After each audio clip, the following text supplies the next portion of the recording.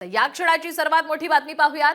छत्रपती संभाजीनगरमध्ये एक धक्कादायक प्रकार समोर आलेला आहे। इथं चक्क तांदळामध्ये प्लास्टिकचे तांदूळ आढळून आलेले आहेत। छत्रपती संभाजीनगर शहरातील सिडको भागामध्ये राहणाऱ्या एका गृहिणीनं घरामध्ये मोदक बनवण्यासाठी मार्केटमधून तांदूळ आणला होता।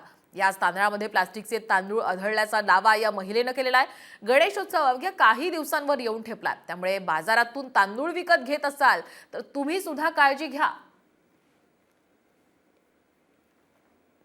तांदूळ उचलून बघितल्यानंतर त्याला जेव्हा मी हातावर घेतला तर लिटरली त्याच्यातून असा चिंगमसारखा धागा बाहेर निघाला आणि त्याचा रोल तयार झाला।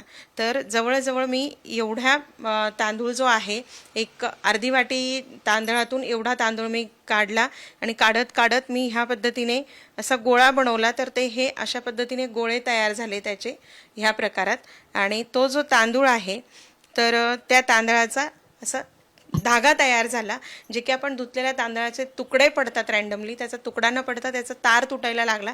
मग मला लक्षात आलं, एक तर हा प्लास्टिकचा तांदूळ असेल किंवा मग याच्यामध्ये इंद्रायणी तांदळात मोस्टली चिकटपणा असतो, म्हणून चिकटपणा येण्यासाठी त्याच्यामध्ये काहीतरी ही गोष्ट ॲड केलेली असेल।